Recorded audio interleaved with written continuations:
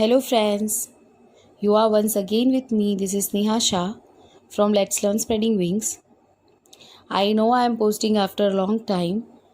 Actually, I had been suffering from COVID, so I was not in the good of health for 3 weeks. Now everything is okay. So today we are going to learn question number 14 from textual exercise of annual accounts, that is chapter 5 part 2 of class 11 commerce.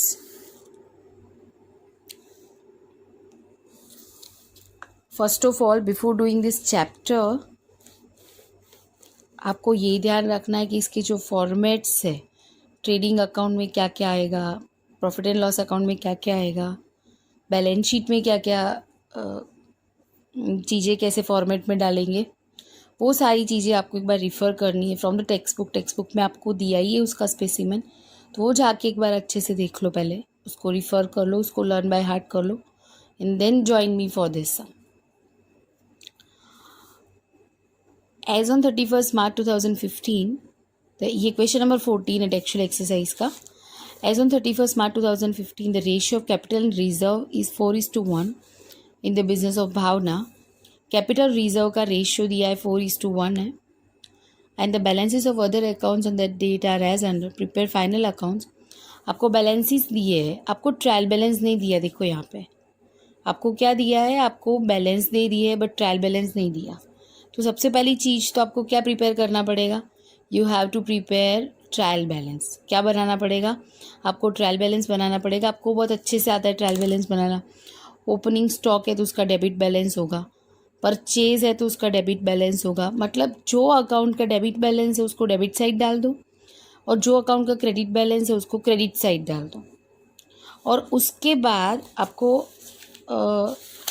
Wait I show you, आपको ऐसे trial balance मिल जाएगा. ये solution है इसका कि जैसे opening stock मैंने debit में डाला, परचेज मैंने डेबिट में डाला, डेटर्स उठाया तो वो डेबिट होता है तो उसको डेबिट में डाला.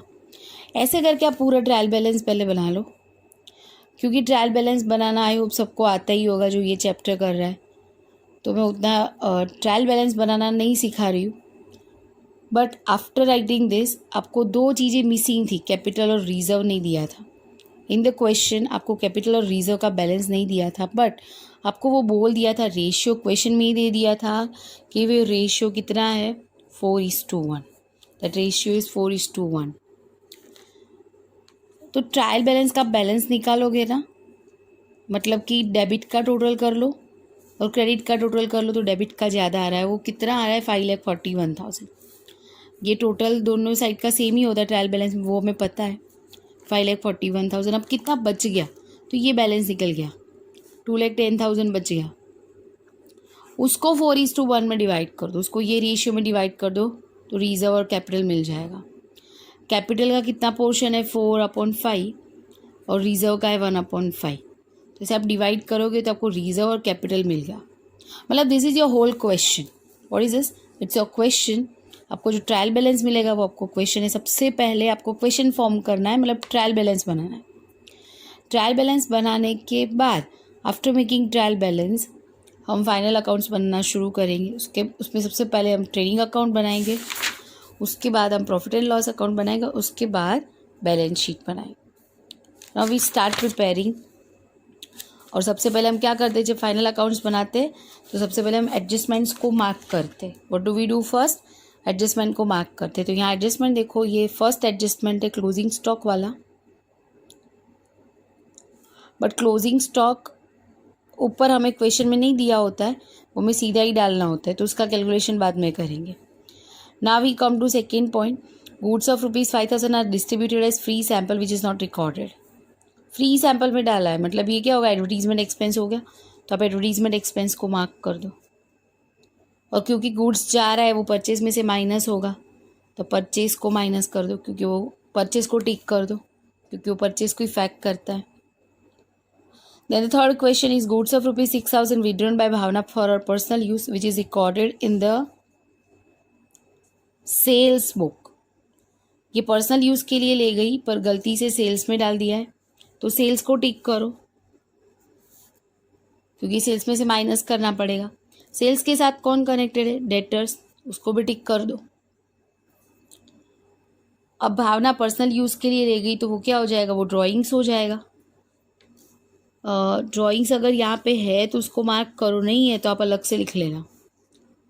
यहाँ पे ड्राइंग्स है नहीं क्वेश्चन में, तो ड्राइंग को हम बैलेंस शीट में लिख लेंगे सीधा। ये सिर्फ एडजस्टमेंट मार्क करने हैं, इसकी एंट्री कैसे होगी वो तो लास्ट में देखेंगे। अभी तो सिर्फ मार्क करना है कि कहाँ कहाँ इफेक्ट हो सकती है। फिर insurance premium of ₹3000 paid for the year ending on 30th June 2015 is included in insurance premium. तो आप इंश्योरेंस प्रीमियम को मार्क कर दो, उसमें एडजस्टमेंट है। कैसे एंट्री डालनी है वो देखेंगे बाद में। Out of total debtors, a debtor of ₹10,000 is declared insolvent and his receiver has declared first and final dividend of 80 पैसा per rupee, provide 5% bad debt reserve। ठीक है, ये बैड डेप और बैड डेप रिजर्व के related है, तो debtors को again mark करो। डेटर्स को एक बार तो ऑलरेडी हमने मार्क किया था। ओके, फिर patents are to be revalued at 17,000, patents को मार्क कर दो। Office salary ₹1,500 is outstanding. Office salary कहाँ है? ऑफिस सैलरी ये रही, ऑफिस एक्सपेंस। ऑफिस एक्सपेंस को मार्क कर लिया, which is included in office expenses. Okay, adjustments mark हो गए। या इतना याद रखना, कैपिटल और रिजर्व क्वेश्चन में नहीं था क्योंकि ये ट्रायल बैलेंस नहीं है, ये तो बैलेंस है। तो कैपिटल और रिजर्व हमें कितना मिला था? 1,68,000 एंड 42,000, वो याद रख लेना। 1,68,000 कैपिटल एंड 42,000 रिजर्व। अब स्टार्ट करते हैं क्वेश्चन। सबसे पहले ओपनिंग स्टॉक। ओपनिंग स्टॉक कहाँ लिखते हैं? ट्रेडिंग अकाउंट में डेबिट साइड। चैनल सब्सक्राइब ना किया हो तो प्लीज़ कर लीजिएगा। ट्रेडिंग अकाउंट में डेबिट साइड लिखेंगे ओपनिंग स्टॉक। क्या कॉस्ट है उसकी? 30,000। अब याद रखना कि जिसमें एडजस्टमेंट्स है ना, उनको हम इनर कॉलम में लिखेंगे। फिर नेक्स्ट है परचेज। नेक्स्ट है परचेज। परचेज 1 लाख, वो भी कहाँ आएगा? परचेज भी ट्रेडिंग अकाउंट में डेबिट साइड। परचेज लिख लिया 1 लाख, इनर कॉलम में लिखा बिकॉज उसमें एडजस्टमेंट है। नेक्स्ट है सेल्स। आपको एक एक करके लिखते जाना है। सेल्स है 2,50,000, वो सेल्स कहाँ लिखते? ट्रेडिंग अकाउंट में क्रेडिट साइड। सेल्स लिख लिया कितना? 2,50,000, उसको भी अंदर की कॉलम में लिखा क्योंकि उसमें एडजस्टमेंट्स है। उसके बाद नेक्स्ट है डेटर्स। तो आप क्वेश्चन टेक्स्ट बुक में से आप देखते जाना। डेटर्स कहाँ लिखेंगे? तो बैलेंस शीट में, असेट में, यहाँ ऊपर फिक्स्ड असेट्स आती है, फिर इन्वेस्टमेंट और उसके बाद करंट असेट्स। तो यहाँ पे मैं लिख रही हूँ डेटर्स करंट असेट का हेडिंग डाल के।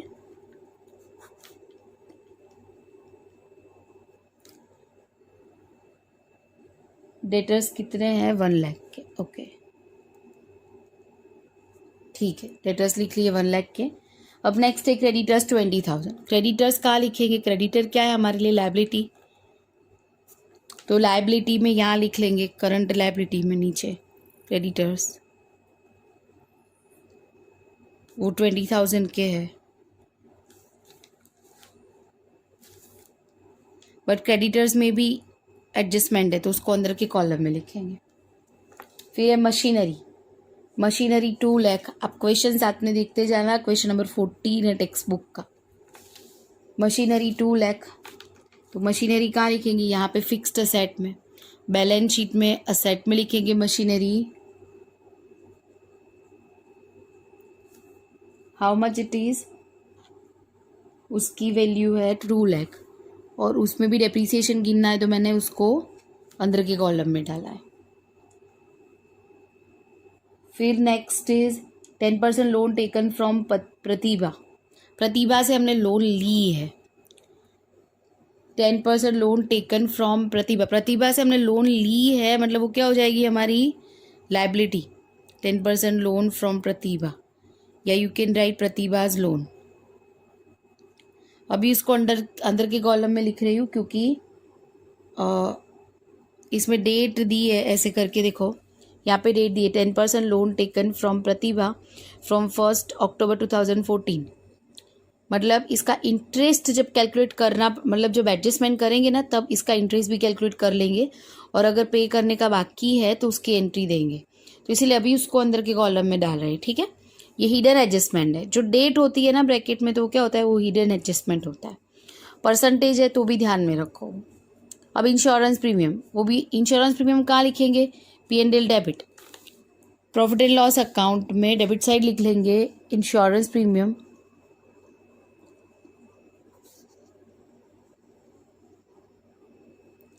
हाउ मच इट इज़ 9,000, वो 9,000 है। अब एडवर्टीजमेंट एक्सपेंस, अब इसमें एडजस्टमेंट था ना इसलिए अंदर के कॉलम में लिखा, तो फिर नीचे 2 लाइन लीव कर लो। जब जिसमें भी एडजस्टमेंट है नीचे 2 लाइन लीव कर लो। उसके बाद लिखते हैं एडवर्टीजमेंट एक्सपेंस। एडवर्टीजमेंट एक्सपेंस कितना है, 86,000। वो भी कहाँ आएगा, P&L debit, profit and loss के डेबिट में। उसमें भी एडजस्टमेंट है तो उसको भी इनर कॉलम में लिखा। फिर है फर्नीचर। फर्नीचर कहाँ लिखते हैं, फर्नीचर फिक्स्ड है। यहाँ पे देखो मशीनरी 2 लाख लिखी थी लेकिन उसमें एडजस्टमेंट है तो 2 लाइन मैं लीव कर रही हूँ, और यहाँ पे लिख लिया फर्नीचर। कितना है फर्नीचर, 8,000। फर्नीचर 8,000, उसमें एडजस्टमेंट नहीं है इसलिए सीधा मैंने उसको बाहर लिख लिया। फिर नेक्स्ट देखो बैड डेट रिजर्व। अब बैड डेट रिजर्व ये तो हमने ट्रायल बैलेंस, ये क्वेश्चन ही है आपका, मतलब ये ट्रायल बैलेंस का बैड डेट रिजर्व हो गया ना आपका। तो बैड डेट रिजर्व के लिए और बैड डेट और वो सब लिखने के लिए एक टेबल होता है। यहाँ पे मैंने एडवर्टीजमेंट एक्सपेंस लिखा है, उसके नीचे जगह छोड़ देती हूँ बिकॉज एडजस्टमेंट है। अब ये वाला टेबल ध्यान से देखना, बैड डेट एडजस्टमेंट की plus bad debt trial balance की plus bad debt reserve adjustment, उसमें से bad debt reserve trial balance की माइनस करते हैं। ये टेबल है। I am repeating the table. Bad debt जो एडजस्टमेंट में दी है, मतलब एडजस्टमेंट में मतलब जो यहाँ पे दी है वो, फिर बैड डेट ट्रायल बैलेंस की, मतलब जो क्वेश्चन में दी है वो बैड डेट रिजर्व एडजस्टमेंट की, ये सब का प्लस कर लो, उसमें से bad debt reserve trial balance की माइनस करो। तो ये क्या हो गया, ये बैड डेट रिजर्व तो है और क्वेश्चन की है, मतलब ट्रायल बैलेंस की मैं कह सकती हूँ उसको, वो कितनी है 6,000, तो वो यहाँ माइनस होगी bad debt reserve trial balance की 6,000। तो आपके पास ये सारी अमाउंट अभी नहीं आई तो कोई नहीं, वहाँ पे अभी मत लिखो, बाद में जैसे आता रहेगा वैसे लिख लेना। फिर है रेंट पेड। नेक्स्ट क्वेश्चन है रेंट पेड। रेंट पेड कितना बोला है, 12,000 बोला है, उसमें बोला है कि ₹1,200 पर मंथ। तो अभी रेंट तो लिख लेते हैं और अंदर के कॉलम में लिखेंगे क्योंकि हिडन एडजस्टमेंट है, आगे एंट्री डालेंगे उसके एडजस्टमेंट की। अभी कैरिएज इनवर्ड, कैरिएज इनवर्ड कहाँ लिखते हैं, ट्रेडिंग अकाउंट में डेबिट साइड, क्योंकि वो परचेज के रिलेटेड एक्सपेंस है और परचेज में बहुत सारे एडजस्टमेंट है, तो उसके लिए मैं 4-5 लाइन लीव करके सीधा यहाँ पे ट्रेडिंग अकाउंट में लिखती हूँ carriage inward. How much it is 4,000, ठीक है। फिर ये कैश बैलेंस, कैश बैलेंस क्या हो जाएगा हमारे लिए, करंट असेट। तो डेटर्स के नीचे जगह छोड़ के कैश बैलेंस हम सीधा बाहर डाल देंगे, that is 30,000, okay.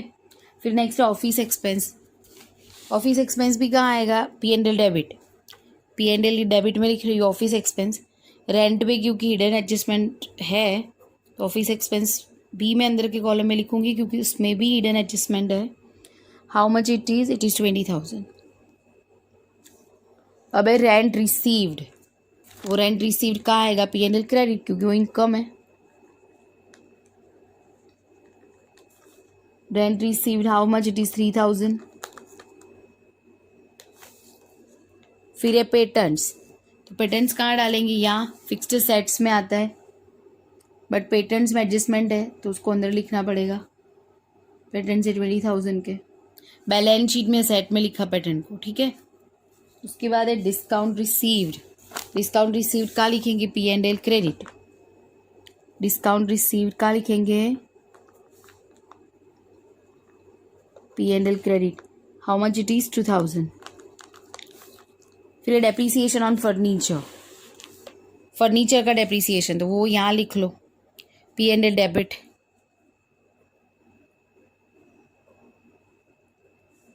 Depreciation on furniture कितना है 2000।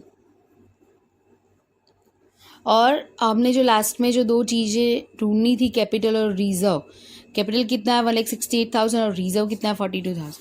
अब कैपिटल के लिए पूरा टेबल बना लो, बैलेंस शीट में टेबल बना लो, लायबिलिटी साइड कैपिटल कितना है 1,68,000, उसमें प्लस इंटरेस्ट ऑन कैपिटल अगर है तो, नहीं है तो उसमें डैश कर लो, प्लस नेट प्रॉफिट, ये सबका प्लस कर लो, उसमें से माइनस करेंगे, क्या माइनस करेंगे, ड्राइंग्स और इंटरेस्ट ऑन ड्राइंग्स अगर है तो, नहीं है तो कोई बात नहीं, बट लिख लेने का हैबिट हो जाएगी आपको कि हाँ ऐसे लिखना है, ड्राइंग्स, इंटरेस्ट ऑन ड्राइंग्स और नेट लॉस अगर है तो वो, बट प्रॉफिट और लॉस दोनों में से कोई एक ही होगा, बट जो भी है ये टेबल याद रखो। फिर इसका सबका प्लस करते यहाँ लिखते, मतलब यहाँ लिख लेंगे वो सबका प्लस, और ये सबका प्लस यहाँ करके इसमें से इसको माइनस करके बाहर डालेंगे, वो तो लास्ट में देखते हैं। बट अभी ये कैपिटल आया तो हमने पूरा टेबल बना दिया, और रिजर्व भी है तो रिजर्व उसके नीचे जाता है, कोई भी रिजर्व या फंड है ना वो यहाँ डालेंगे, लायबिलिटी साइड लिखेंगे बैलेंस शीट में कितना है रिजर्व 42,000। ये हो गया, हमने सारी एंट्रीज डाल दी, सारे क्वेश्चंस की जितने बैलेंस दिए सबकी एंट्रीज डाल दी। अब हम एडजस्टमेंट्स करेंगे, उसके बाद हम हिडन एडजस्टमेंट करेंगे। सबसे पहले एडजस्टमेंट नंबर 1 देखते हैं। Closing stock is ₹80,000 of which market value of 10% goods is 20% less. उसका वर्किंग देखते हैं क्लोजिंग स्टॉक का। Working note number 1, closing stock है कितने का 80,000 का, उसमें से बोला है कि 10% जो गुड्स है उसका 10% कितना होगा 8,000 होगा, उसकी मार्केट वैल्यू बोला है 20% लेस है, मतलब इसमें से 20% माइनस करो तो इसके 20% कितने होते हैं 1,600, ये माइनस कर लो तो दैट विल बी 6,400। और बाकी की जो 90% है, मतलब 80,000 का 72,000 वो तो वही का वही रहेगा, 10% में से 20% लेस कर दिया और ये वही का वही रहेगा 72,000। अब बोला है कि goods of ₹10,000 needs to be repaired for 1,000। इसमें से 10,000 का जो गुड्स है अब कितना हो गया ये 6,400, क्योंकि क्लोजिंग स्टॉक में हम क्या करते हैं market value and book value, उसमें से जो कम होता है ना वो लेते हैं। मतलब ये जो 8,000 वाला गुड्स है ना उसकी दो वैल्यू है, 8,000 भी है 6,400 भी है, तो हमारे कंसिडरेशन में क्या आएगा 6,400। और साथ साथ में ये 90% 72,000 तो है ही, वो 78,400 गुड्स का वैल्यू हो गया। उसमें से 10,000 का गुड्स ऐसा है कि जिसको रिपेयरिंग एक्सपेंस चाहिए 1,000 का, वो माइनस कर लो, मतलब आपका स्टॉक का वैल्यू कितना हो जाएगा 77,400। स्टॉक कहाँ लिखना है आपको, स्टॉक हम कहाँ लिखेंगे, हम ट्रेडिंग अकाउंट में क्रेडिट कर देंगे, स्टॉक को हम ट्रेडिंग अकाउंट में क्रेडिट साइड लिख लेंगे बाय क्लोजिंग स्टॉक 77,400। अब उतना याद रखना कि क्योंकि ये अकाउंट है ट्रेडिंग अकाउंट और P&L अकाउंट, तो यहाँ पे मैंने वो मतलब ये ओपनिंग स्टॉक लिखा है ना, तो यहाँ पे आपको डेबिट साइड में 22 लिखना है और क्रेडिट साइड में बाय सेल्स बाय ऐसे करके लिखना है, ठीक है ओके। अब हो गया स्टॉक की एक इफेक्ट दे दी, हमें पता है कि कोई भी एडजस्टमेंट हो उसकी दो इफेक्ट होती है, मिनिमम दो इफेक्ट, 3 भी हो सकती है 4 भी हो सकती है, बट मिनिमम 2 इफेक्ट होगी। तो एक इफेक्ट हमने दे दी क्लोजिंग स्टॉक की, दूसरा क्लोजिंग स्टॉक कहाँ दिखाएंगे हम करंट असेट में, कहाँ दिखाएंगे करंट असेट में, मतलब बैलेंस शीट में असेट में करंट असेट में क्लोजिंग स्टॉक 77,400। नेक्स्ट है goods of ₹5,000 are distributed as free sample which is not recorded. Free sample में दे दिए बट लिखे नहीं है, फ्री सैम्पल में दिए तो वो क्या होगी हमारी एडवर्टीजमेंट, तो एडवर्टीजमेंट एक्सपेंस में प्लस कर लो, एक एंट्री P&L में एडजस्ट एडवर्टीजमेंट में प्लस कर लिया, अनरिकॉर्डेड कितना है वो दैट इज़ 5,000। सो अब एडवर्टीजमेंट कितना हो गया 11,000 का बाहर डाल दो। अब इसकी दूसरी इफेक्ट क्या, ये 5,000 का गुड्स गया, वो परचेज में से कम हो जाएगा। तो यहाँ पे मैं लिख रही हूँ माइनस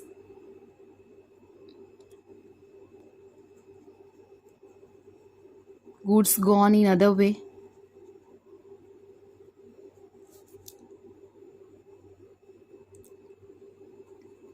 एडवर्टीजमेंट के 5,000, क्योंकि अभी दूसरा एडजस्टमेंट है इसलिए मैं फाइनल इफेक्ट इसकी नहीं दे रही हूँ।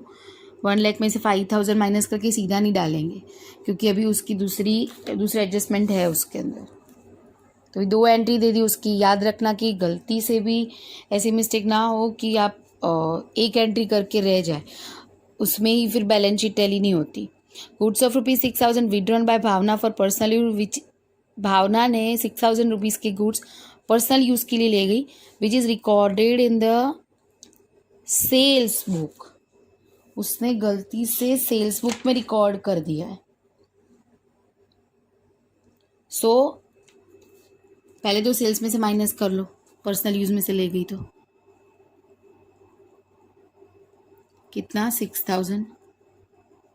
अब दूसरी एंट्री ड्राइंग्स कहाँ होता है, यहाँ हमने कैपिटल वाला पूरा जो टेबल बनाया है उसमें ड्राइंग्स डाल दो। 6,000 होगी 2 एंट्री। अब नेक्स्ट देखते हैं, उसमें ही कुछ कहा है कि purchase invoice of 4,000 is not recorded in the purchase book. 4,000 का परचेज इनवॉइस नहीं रिकॉर्ड किया तो कर लो, परचेज में ऐड कर लो प्लस अनरिकॉर्डेड। और परचेज कितनी हो गई 1,04,000 की। ठीक है, ये परचेज के साथ कौन रिलेटेड होता है, क्रेडिटर्स। परचेज बढ़ेगा तो क्रेडिटर्स भी बढ़ेंगे, क्योंकि ये क्रेडिट परचेज है। तो क्रेडिटर्स में ऐड कर लो प्लस अनरिकॉर्डेड। क्रेडिटर्स कहाँ लिखे थे हमने, बैलेंस शीट में लायबिलिटीज है। क्रेडिटर्स में अनरिकॉर्डेड 4,000 ऐड कर दिया तो कितना हो गया 24,000। अब next adjustment, insurance premium of ₹3,000 paid for the year ending on 30th June 2015 is included in insurance premium. अब देखो इंश्योरेंस प्रीमियम हमको ये साल के अकाउंट्स में कितना लिखना होता है, सिर्फ जो यही साल का है। मतलब अगर आपने एडवांस में पे कर दिया है, अगर प्रीपेड है तो उसको माइनस करना पड़ेगा। तो आपको तो पहले डिसाइड करना पड़ेगा कि क्या प्रीपेड है कि नहीं। तो आपका ईयर एंड कब हो रहा है 31 मार्च 2015 को, और आपने कहाँ तक का पे कर लिया है 30 जून तक का। मतलब देखो आपका ईयर स्टार्ट हो रहा है 1 अप्रैल 2014 से एंड इट एंड्स ऑन 31 मार्च 2015। आपने कहाँ तक का पे कर लिया है 30 जून 2015 तक का, मतलब 3 महीने का एडवांस में पे कर लिया है। ये जो 3 मंथ्स है उसका अपने एडवांस में पे कर लिया है। तो पूरे 12 महीने का कितना है, 12 महीने का कितना बोला है, फिर से देखो क्वेश्चन पढ़ो। Insurance premium ₹3,000 paid for the year, 3,000 paid for the year मतलब पूरे साल का 3,000 है। तो 12 मंथ्स का कितना है, 12 मंथ्स का कितना है 3,000। सो 3 months is to how much, 3 multiplied by 3,000 divided by 12। So 750 rupees आपने एडवांस में पे कर लिए। ये 3 महीने का एडवांस में पे कर लिया है, तो उसको इंश्योरेंस प्रीमियम से माइनस कर लो। इंश्योरेंस प्रीमियम हमने कहाँ लिखा है, P&L अकाउंट में डेबिट, तो इंश्योरेंस प्रीमियम में माइनस कर लो प्रीपेड, एक एंट्री। अब सीधा इसको बाहर डाल देते हैं माइनस करके। ओके, ये प्रीपेड है मतलब हमारा रिसीवेबल हो गया। फिर आउटस्टैंडिंग कुछ मतलब आउटस्टैंडिंग एक्सपेंस है ना, तो वो हमको कहाँ लिखना पड़ता है, लायबिलिटी में। और प्रीपेड एक्सपेंस है तो वो असेट में आ जाएगा, करंट असेट में। लिख लो प्रीपेड इंश्योरेंस प्रीमियम कितना 750 जो हमने प्रीपेड किया है। अब देखो नेक्स्ट बहुत इंटरेस्टिंग है ये वाला एडजस्टमेंट और बहुत इंपॉर्टेंट है। कोई भी समय ऐसा नहीं होगा जिसमें ये नहीं होगा। Out of total debtors a debtor of ₹10,000 is declared insolvent and he has receiver has declared first and final dividend of 80 पैसा पर रुपी। ये 80 पैसा पर रुपी हो ना, मतलब 80% समझ लो। मतलब 10,000 के जो डेटर है ना वो इंसॉल्वेंट हो गए और उनके जो रिसीवर है उन्होंने 80% का डिविडेंड डिक्लेयर किया, मतलब 20% हमें नहीं मिलेंगे, बैड डेप्ट हो जाएगी। ये 10,000 के जो डेटर है उसमें से 20%, मतलब 10,000 के 20% कितने होते हैं? 2,000 वो बैड डेप्ट, वो डेटर्स में से माइनस कर लो बैड डेप्ट। बैड डेप्ट 2,000 माइनस कर लो, अब कितना बच गया? 98,000। ये बैड डेप्ट कौन सी हो गई? एडजस्टमेंट की हो गई। उसको टेबल में डाल दो, बैड डेप्ट एडजस्टमेंट। टेबल कहाँ बनाया हमने? P&L डेबिट में। बैड डेप्ट एडजस्टमेंट की कितनी? 2,000। ओके, 80 पैसा मिल रहा है, मतलब 20% नहीं मिल रहा। 1 रुपये में से 80 पैसा मतलब 80% हो गया ना। 20% हमें नहीं मिल रहा, तो वो बैड डेप्ट में कंसीडर करेंगे कि इतने नहीं मिलेंगे, और वो बैड डेप्ट की 2 एंट्री डाल दी। अब बोला है प्रोवाइड 5% बैड डेप्ट रिजर्व। अब सबसे पहले क्या करते हैं हम? डेटर्स में से सबसे पहले हम बैड डेप्ट माइनस कर लेते। What do we do first? सबसे पहले हम बैड डेप्ट माइनस कर लेते, और उसमें से जो अमाउंट बची उसके अंदर हमें बैड डेप्ट रिजर्व माइनस करना है।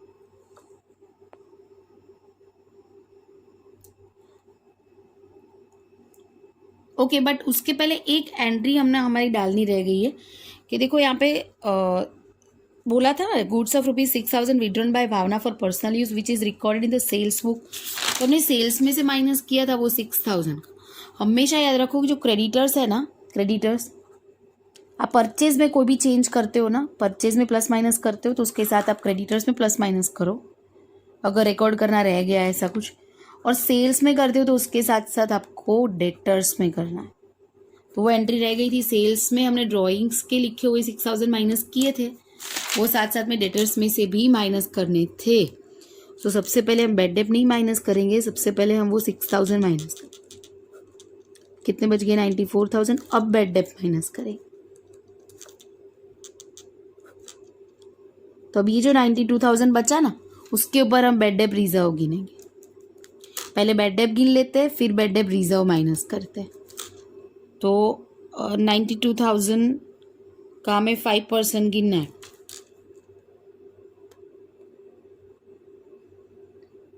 That will be 4,600। 5% बैड डेप्ट रिजर्व हमें गिनना है। ओके,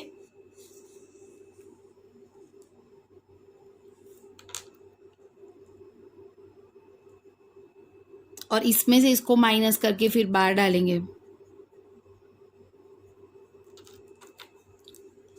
अब ये जो बैड डेप्ट रिजर्व हमने गिना है एडजस्टमेंट का, वो यहाँ डाल देंगे, यहाँ पे लिख लेंगे।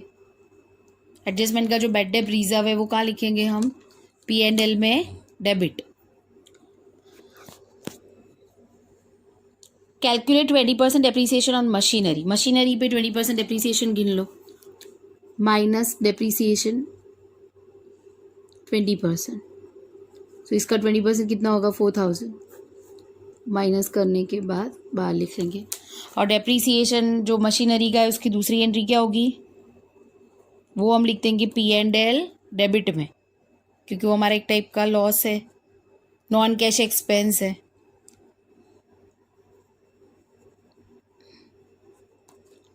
मशीनरी का डेप्रीसिएशन कितना है?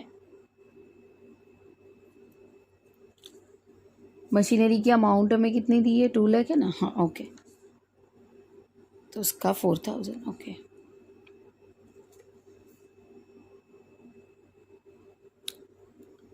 अब plants are to be revalued at ₹17,000।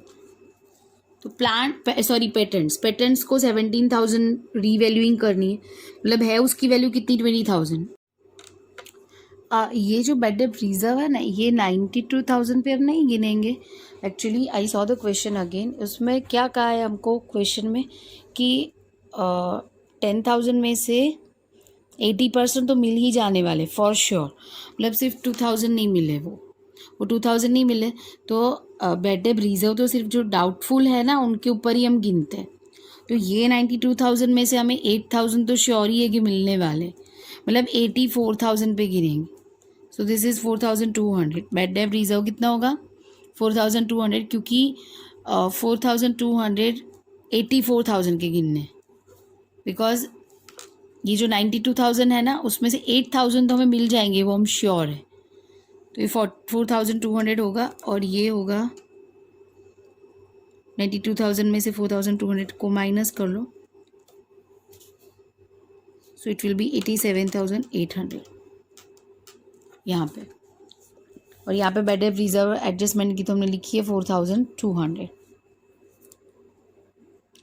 अब पैटर्न्स की रिवैल्यूएशन कितनी करनी है? 17,000 नेक्स्ट एडजस्टमेंट है, तो 20,000 की पैटर्न्स है, उसमें से रीवैल्यूइंग करके 17,000 डाल लें, मतलब 3,000 माइनस कर लो, राइट ऑफ कर लो।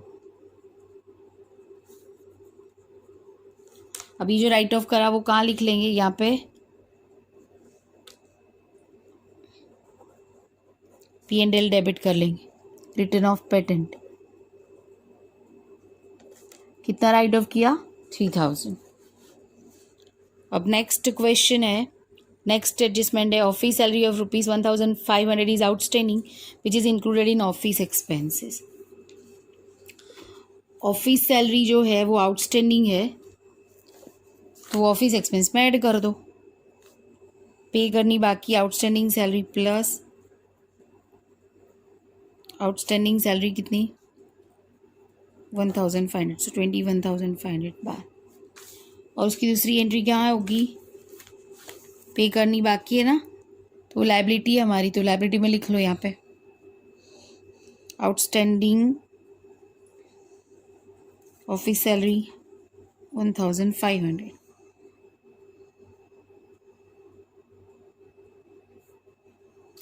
अब हिडन एडजस्टमेंट देखते हैं।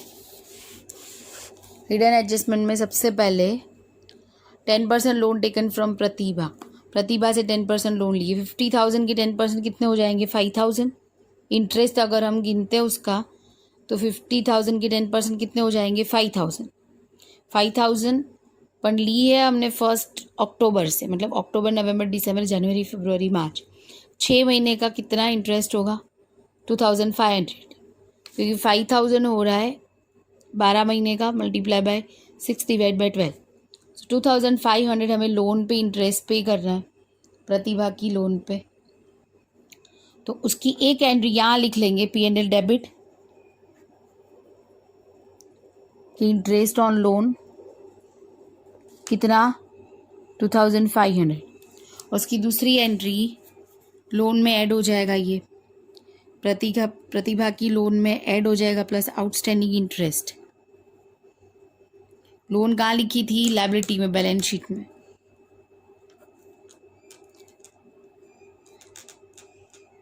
फिर इसका दोनों का प्लस करके 52,500 बाहर लिख लिया। अब हिडन एडजस्टमेंट कोई बाकी है? Check it out. Yes, rent paid 1,200 per month. Rent कितना पे करना है? 1,200। एक महीने का 1,200, तो 12 महीने का कितना हो जाएगा? 14,400 हो जाएगा। पे सिर्फ कितना किया? 12,000। रेंट एरिया सिर्फ 12,000 पे किया है, मतलब आउटस्टैंडिंग कितना रहेगा? 2,400, क्योंकि टोटल मिला के कितना पे करना है? 14,400। सो 2,400 जो आउटस्टैंडिंग है, जो बाकी है, वो कहाँ लिखेंगे? वो लायबिलिटी में लिख लेंगे। Outstanding rent that is 2,400। अब सारी एंट्रीज ऑलमोस्ट हो गई है। अब हम क्या करेंगे? सबसे पहले हम ट्रेडिंग अकाउंट को बंद करेंगे। तो सेल्स ये 2,50,000 में से 6,000 माइनस कर लेते, तो 2,44,000। कौन सी साइड का टोटल ज़्यादा है? पहले ये क्लोज कर लेंगे। 5,000 सैंपल में गया था, और वो ड्राइंग्स में जो गुड्स गया था ना 6,000, वो भी यहाँ लिखना पड़ेगा।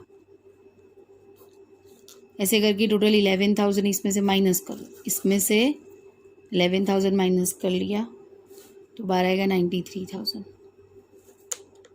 फिर भी टोटल क्रेडिट साइड का ही ज़्यादा है। 2,44,77, 3,21,400, उसमें से ये माइनस कर लेंगे 1,94,400। ये क्या मिल गया? Gross profit to gross profit, transfer to P&L, transfer to P&L। ये ग्रॉस प्रॉफिट यहाँ ला दो, P&L में ट्रांसफ़र कर देंगे इसको। बाय ग्रॉस प्रॉफिट, ब्रैकेट में आप लिख सकते हो कि इतना ही था, 1,94,400। यस। अब क्या करेंगे, अब यहाँ पे क्रेडिट साइड का टोटल कर लो, देख लो जो कौन सा ज़्यादा है। यहाँ पे क्रेडिट साइड का ज़्यादा बन रहा है,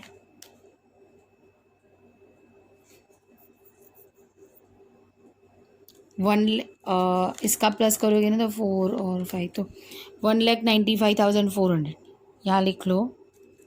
1,95,400 लिखा मैंने, वो यहाँ पे भी लिख लो 1,95,400। इसमें से ये सब माइनस कर देंगे, ऊपर की ये सब माइनस कर लेंगे कैलकुलेटर में से। आप 1,95,400 में से ये सारे अमाउंट माइनस करोगे तो you will get 96,550। That is your net profit. तो यहाँ लिख लो कि टू नेट प्रॉफिट। क्या किया हमने, P&L में ग्रॉस प्रॉफिट लाने के बाद इसका टोटल कर दिया क्रेडिट का, उसमें से ये सब माइनस किया तो क्या मिला हमें, नेट प्रॉफिट। ये नेट प्रॉफिट ये वाले टेबल में ऐड कर लो। इंटरेस्ट ऑन कैपिटल तो है नहीं, उसमें डैश डाल दो।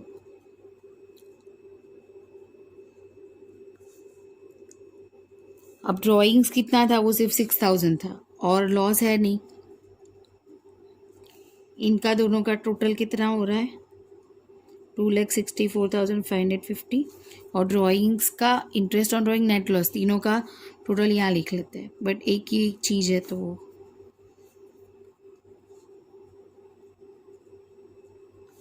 ये करने के बाद आफ्टर डूइंग दिस टोटल कर लो, दोनों साइड का सेम आना चाहिए। ये साइड का आप टोटल करोगे तो यूल गेट 3,80,950 और इस साइड का भी आपको उतना ही मिलेगा, 3,80,950। ओके, ये वाला डेटर्स वाला फिर से देख लेते हैं। डेटर्स कितने थे, 1 लाख के थे। उसमें से बोला था 20% नहीं मिलेंगे। वो जो 10,000 के है उसमें से 20% नहीं मिलेंगे ऐसा कहा था। तो 2,000 हमने बैड डेट माइनस, सबसे पहले तो 6,000 जो ऑन रिकॉर्डेड था वो माइनस किया, उसके बाद 2,000 बैड डेट माइनस की। बैड डेट माइनस करने के बाद कितने बचे थे, 92,000। उसमें बैड डेट रिजर्व गिनना था। बैड डेट रिजर्व कैसे गिनेंगे, 92,000 के 5% नहीं करेंगे, पर क्योंकि ये 10,000 में से 20% नहीं मिलने वाला तो 80% तो हम श्योर थे कि मिलेगा ही, मतलब 8,000 हम श्योर थे कि मिलेगा। बैड डेट रिजर्व किस पे गिना जाता है, सिर्फ डाउटफुल डेटर्स पे। तो 92,000 में से 8,000 के तो मिल जाने वाले थे, मतलब डाउटफुल कितने थे, सिर्फ 84,000। उसके ऊपर हमने 5% गिन लिया। Okay, I hope you have understood this sum well. Please like the video if you like the way of my teaching. Share it maximum. Thank you.